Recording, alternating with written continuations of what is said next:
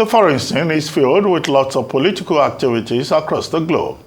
In the Middle East, Israeli politician Benny Gantz, a central figure in the nation's war cabinet, has resigned on Sunday, citing dissatisfaction with Prime Minister Benjamin Netanyahu's handling of the Gaza conflict. Despite the growing pressure on Benjamin Netanyahu, Israeli Prime Minister, to halt the offensive in Gaza, a decisive attack by Israeli forces rescued 4 hostages from Hamas captivity on Saturday. The rescue operation, which took place in broad daylight in central Gaza, successfully freed Noah Gamani, 26 years old, Ahmad Merjan, and others.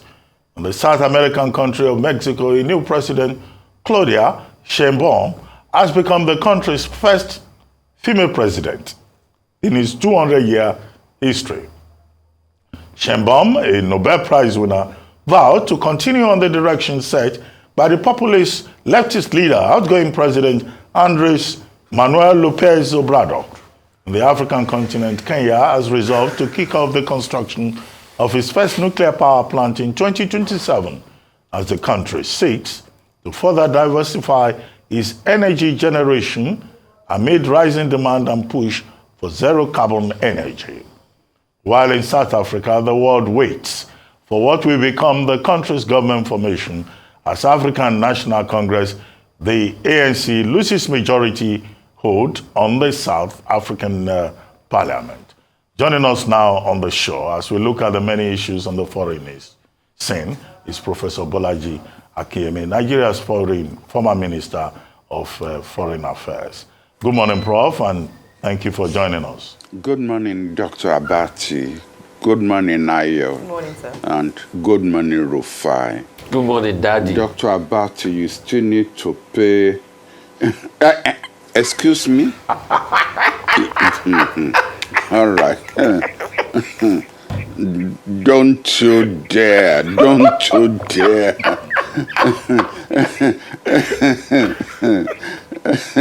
Dr. Abati, you need to pay dowry on all these bow ties you've been wearing without permission. Anyway, Prof, I have nothing for you this Thank morning. you, sir. Prof, can I collect it on your behalf? As he's here and I will send to you. Anyway, Prof. No. I'll collect them myself. We have quite a long list of subjects on the foreign scene. What I read out was not exhaustive. We could well have added Democratic Republic of Congo.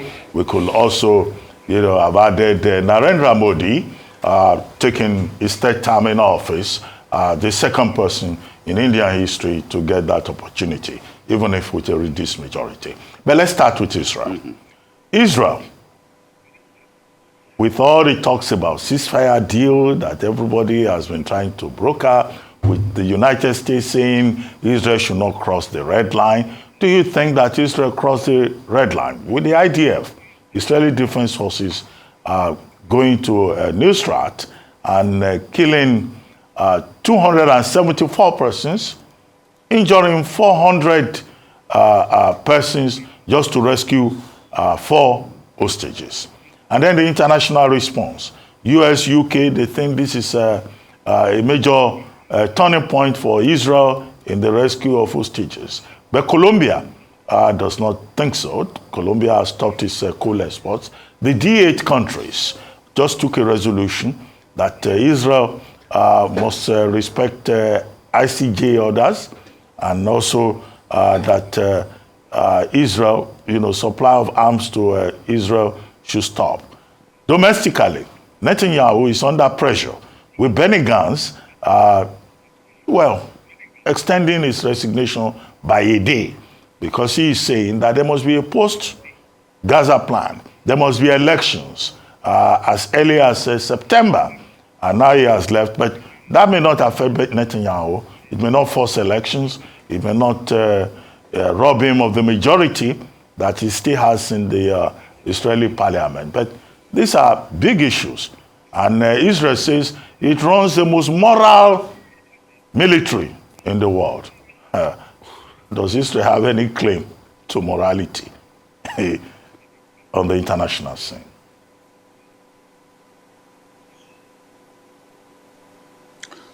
Thank you for inviting me once again to your platform on this multifaceted international problems. It doesn't rain, it pours these days. You know, there are one or two things we have not ignored. I think it slipped past us. And when I bring them on, to the outside, then you will know the danger to Israel itself of what is happening. Number one, Israel has lost its moral standing internationally. You have the ICC issue.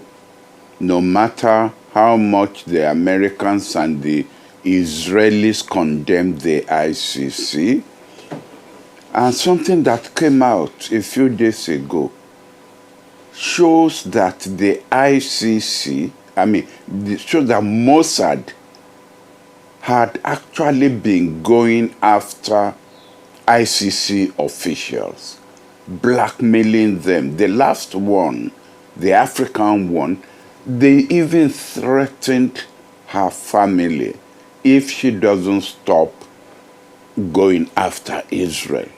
And this present one says his officials have been threatened and blackmailed by ICC.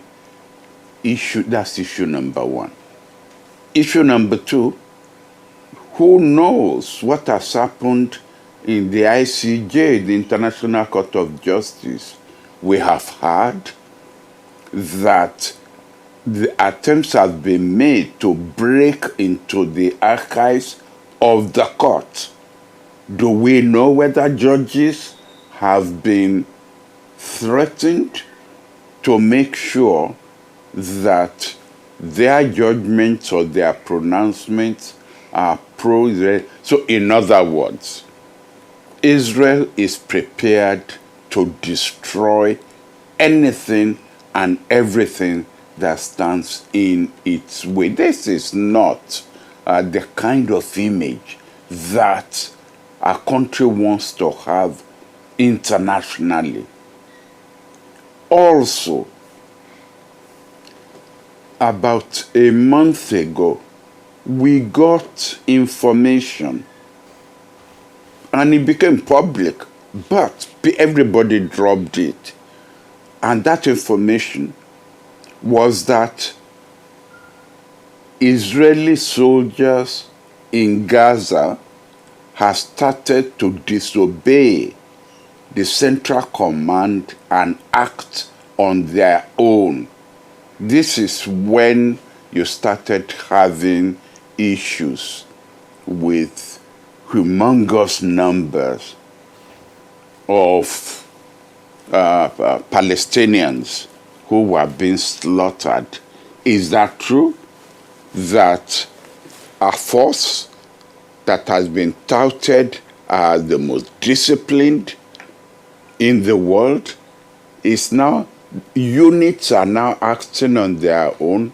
Or is this a cover for what the Israeli army is doing in violation of international humanitarian law and in violation of international law of war? We don't know. Now, internally, you now have the resignation from the cabinet. This is apart from the demonstrations that go on every day within Israel itself. Is Israel itself losing that factor of unity which Netanyahu continues to put forward as the reason why Israel is disregarding the whole world? Now, I'm not saying Israel is going to disintegrate, no, but internally, if you cannot have cohesion, then, especially in the middle of a war, these are issues that we should not allow to slip by. Now, the leader of opposition in Israel has said that he's prepared not to join the government, but to give support to Netanyahu so that everything does not break into pieces. So we are at the point where Israel is creating problems for itself and is creating problems for the rest of the world. There's an increasing number of nations, European nations, who are recognizing Palestine as a state in its own. You know, it used to be 3. Slovenia has now joined, so we have 4. And this is the way these things go. An increase in the number of nations that show dissatisfaction with Israel. But really the central point is that Israel has lost its moral standing in the world. If what Israel is doing, an African nation is doing it, we will have had what they call government change by now. It will have been organized in order to remove the head of state. All right. All right, thank you so much, Professor Akinyemi. Let's move from Israel to South Africa now. The last time you were here, we spoke, you responded to some questions, commenting or just analyzing the South African elections. Now, with a little over a week to go, where the parliament will be sworn in and then the government will be formed, there are conversations that the ANC has announced that rather than going for a coalition government, they'd be opting for a government of national unity, which is reminiscent of the first government post-apartheid led by President Nelson Mandela.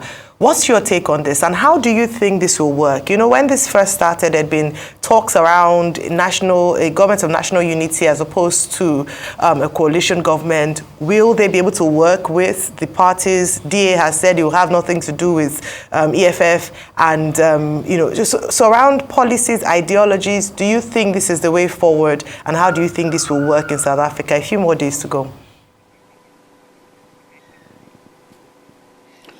Thank you very much, Ayo. I listened to an interview. Somebody sent it to me, a video. And it was only then that it struck me the depth of hostility between Ramaphosa and Zuma. Zuma released certain facts which we didn't know about in terms of his relationship with Ramaphosa. And he said, I am swearing on everything that matters to me, I will have nothing to do with that man. And he said he had told him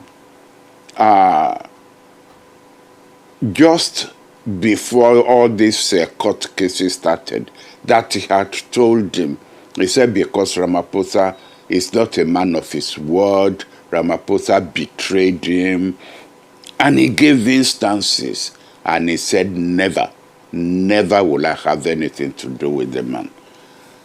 2, he said MK, I think there are about 80, is it, or 50, I can't remember, delegates who won the election will not take part in the parliamentary session that is supposed to lead to the election of the president.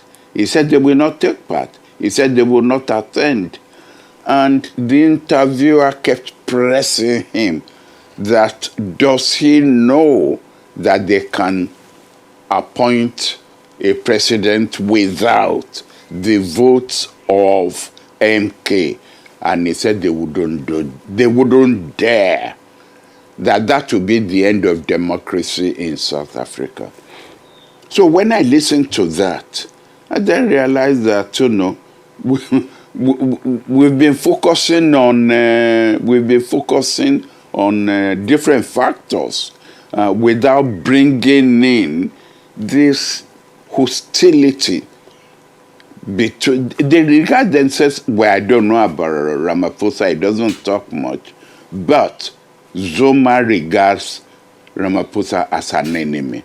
So, what are you then going to do with the government of national unity if a chunk of members of parliament are designed to bring down that parliament unless Ramaphosa leaves?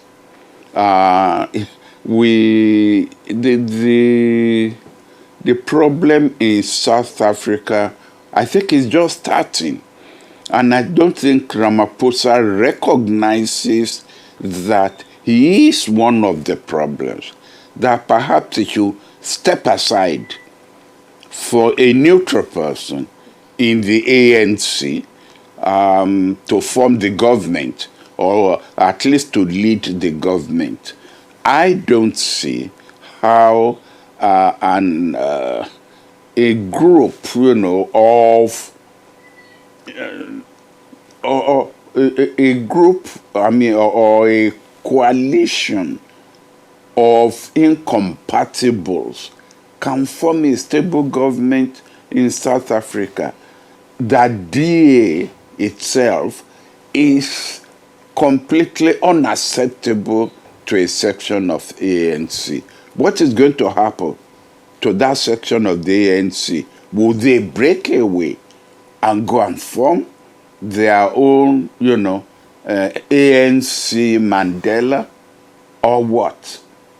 There is a little group of, the young man who has toned down and said, for the sake of national unity, he is prepared to work with the ANC. I don't believe, again, that a government of national unity will work, simply because their manifestos are so different. And that government, you see, look at the problems that has brought the ANC down. Lack of employment. How long will it take the government of national unity to deal with that? Corruption. And that starts with Ramaphosa himself. What is the solution to that? Lack of electricity. I'm starting to sound like another country that we know that has these problems. These are not issues that can be solved within 6 months. And if the South Africans who voted down the ANC don't see improvement in these areas, how long then will they tolerate a government of national unity? How long? For you to form a government that will address concrete issues, you need a government with one vision. And I don't see a government of national unity having one vision. Okay, they will simply be contradicted. In fact, the fights in the cabinet over what to do will consume that government. Okay, sir. So probably it will be a future where, if I'm to do a scenario planning prediction, it will probably be a future where along the line they cobble together a government of national unity and they have to call for a snap election at some point down the line to be able to settle all of this. Probably. Speaking of snap elections, I'd like to take you to Mexico, France, and the UK. So let me start first from France. What happened yesterday? President Macron called it a snap election because the right-wingers have done so well in the European Parliament election. And also with Rishi Sunak not doing very well in the polls in the UK. And Mexico, AMLO's candidate, Andres Manuel Lopez Obrador's candidate, the lady Claudine Simbon, has finally become the first president, female president of Mexico in 200 years. But a lot of people are saying the problem with Mexico, like other parts of the world, is trickle-down economics. There was some level of prosperity, but it didn't trickle down to the very poor. How we should be able to channel all. I mean, just let's cobble all of this together, speaking of elections and scenarios. Okay. We've talked about this on this platform before. My fear, and it's been borne out, is that the swing to the right in Europe is dangerous. Two very important politicians have been attacked in Europe. We shouldn't forget that. The president of... the Danish Prime Minister. I can't remember. Frederiksen. The Prime Minister. Okay. And then the lady, and this is last week, was attacked. Fico was also attacked, I think, of Slovenia. That's shot. No. Yes. Fico was attacked, So yeah. that is number one. And I don't want you to forget how the First World War started. It was a prince who was shot. And allies started supporting one side or supporting the other. So violence in European politics is not something that we should ignore. Now you've had the swing to the right. I don't want to use the word fascism, but the history of Europe politically, when the right takes over, is not an issue again that we should ignore, because the right wing has very little tolerance for human rights, for whatever it is. They don't. And what you then get is a voice of violence, antagonism towards the opposition, and intolerance towards anyone who disagrees with them. So, put all those together in Europe. Probably the bright light is going to be the British election. If projections are right, at least that one will go left towards the Labour Party. So maybe the Labour Party will be a saving grace. But Britain has pulled itself out of the European Union. So it cannot even now have its balancing role that it used to have in the European Union. So no left, now you don't have any left-wing forces sufficiently strong enough to tackle the right-wingers in Europe.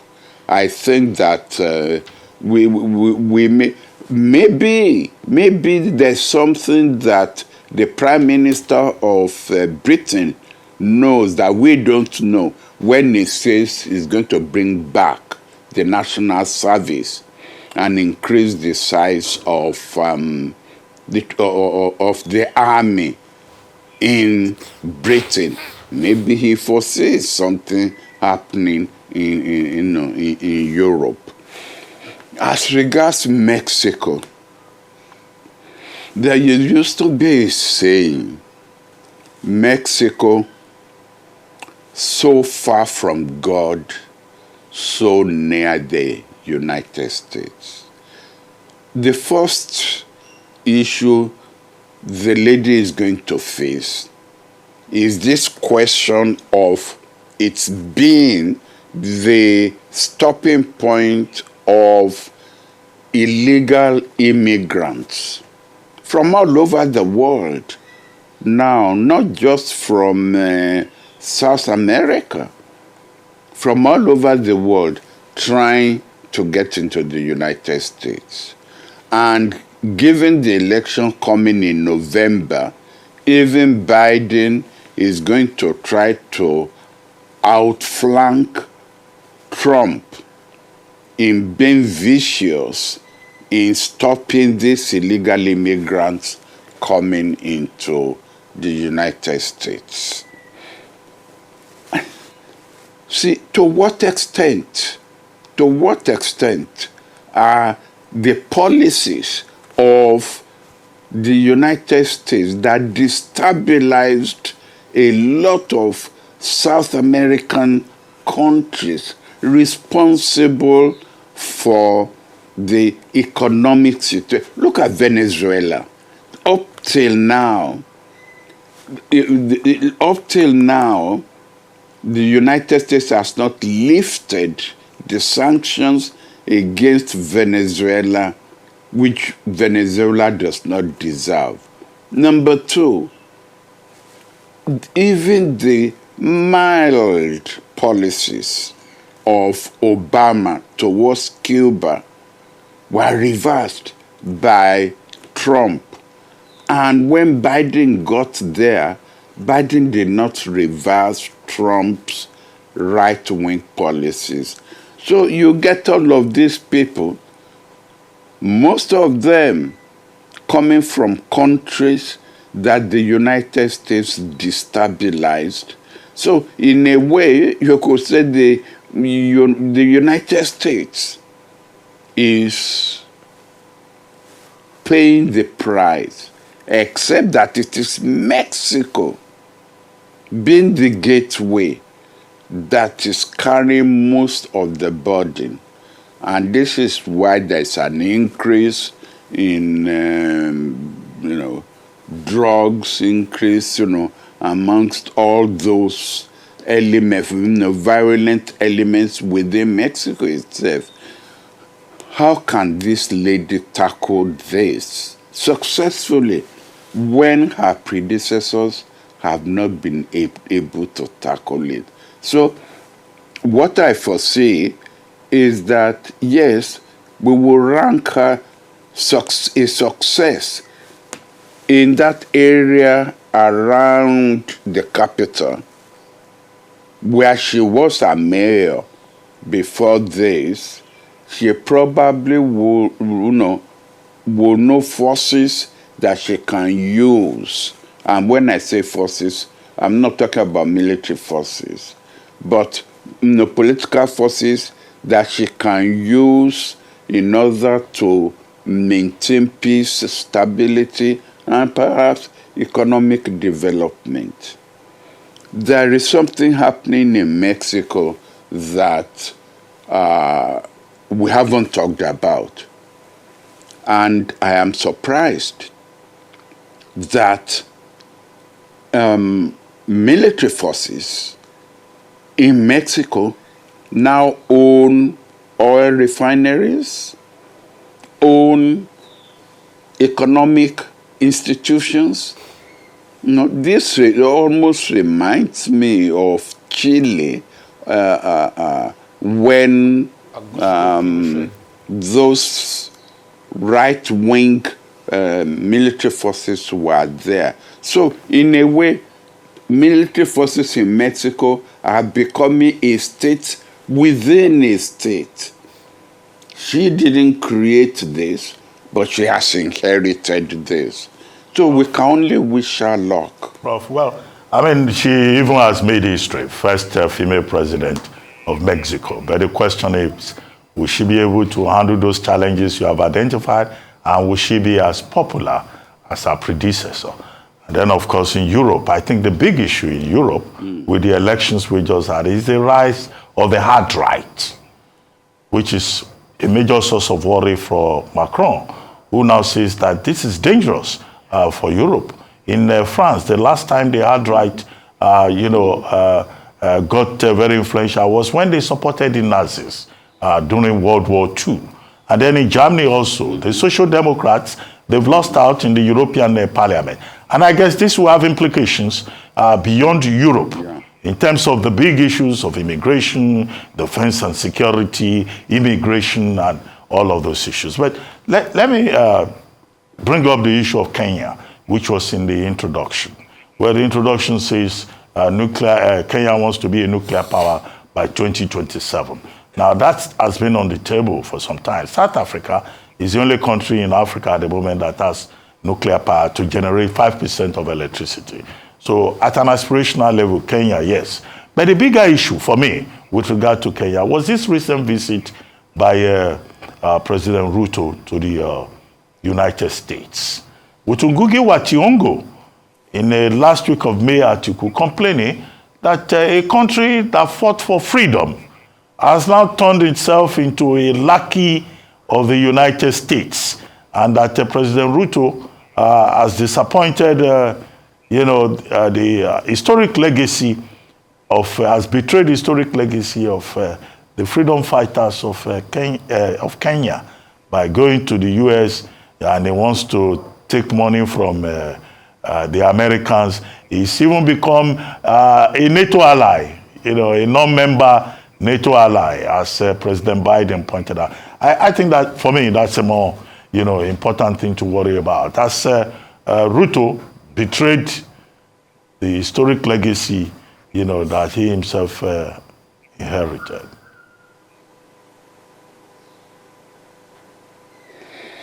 Well, there was a pushback, not by Ruto, but by someone else, who said Ngugi was writing from Atlanta, where he's based, and that the history of Atlanta in terms of slavery, etc., is not one that they will expect Ngugi to stand and be hurling criticism at Ruto. Now, pushing that aside, what worries me for the for Kenya, is that Kenya is gradually pushing itself into a position which it will not be able to control when the push comes to shove. Too many positions by important nations in the world who are not friendly towards each other. And if they are not friendly towards each other, and I'm talking now about the United States and China, who are all interested in that Gulf, in the Indian Ocean, of which Kenya is a hub. Now, how Kenya is going to maintain its neutrality when the problem between China and the United States blows up is what I don't know. That's number one. Number two, and here I'm going to contradict myself, given the fact that I'm one of those who've been advocating that Nigeria itself should have a nuclear position. Given the accidents that we have had in especially Japan on nuclear institutions, can Kenya cope if there is a blowout of the establishments, of nuclear establishments. I presume that there will be, from the outside, technical experts at the beginning when all this is being set up. But then, if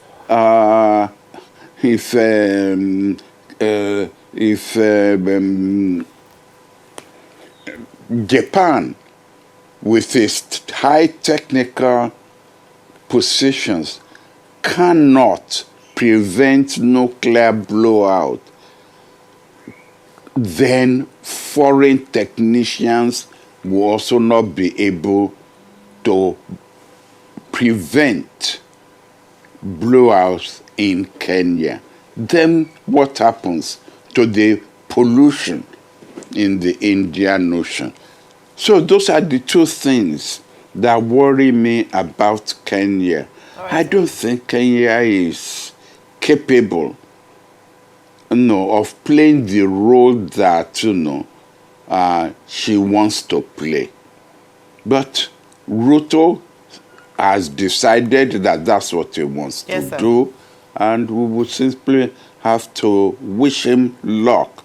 But it's not a good position to be in terms of being too close to the United States. Recall what I said about Mexico. Too far from God and too near the United States.